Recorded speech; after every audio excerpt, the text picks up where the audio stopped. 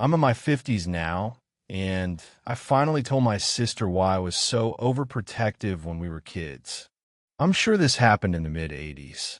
I was 12, and my sister was 9. We walked home from school every day, a route we knew by heart.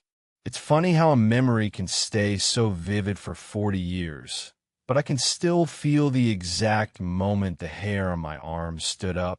We were about halfway home from school when I noticed an older man who was just repairing some shoes. I think that's the way he's earning money, on the side road. Now I know my sister was a very lively girl, and I'm not lying when I say she's the prettiest in their classroom and even in our block. I got the chills the moment he looked at my sister. It's a different kind of creeps. It's something that you will feel your hairs rising. When we walked past him, I became alert of what's happening behind us. And my guts never betrayed me.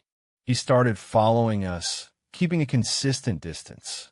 My sister, being 9, was totally oblivious. She was just chatting away about her day, swinging her backpack. And I can't even scream. It's like I don't know how to talk when I'm full of stress and fear with the situation. I knew if we turned onto our street, which was quiet and lined with trees, that we'd be alone with him. Right before our turn, there was a small local restaurant. I didn't explain anything. I just grabbed my sister and pulled her inside. We didn't buy anything. I led her straight to the back, near the restrooms, and we just stood there in the narrow hallway. I remember my sister was confused and started complaining that she wanted to go home because she's hungry and wants to eat cookies that her mother promised to bake that day. But I just kept my hand on her shoulder and kept on gesturing to be quiet. I peeked through the side window. Maybe 30 seconds later, the man walked past. He stopped. He stood on the sidewalk looking up and down the road, looking genuinely frustrated that had lost sight of us. He lingered for what felt like an hour, but was probably only 2 minutes before he finally gave up and kept walking.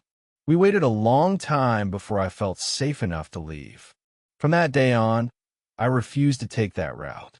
I made us walk 2 blocks out of the way, and I never let her be more than an arm's length away from me. Last week, we were talking about our childhood, and she asked me why I was always so bossy and paranoid about her leaving the house alone back then. When I finally told her the truth, the look on her face says she had no idea she was ever in danger. I'm 54 now, and I still think about that man. And I still feel the same chills every time we walk past that route. If this story gave you chills, subscribe for more terrifying true stories every day.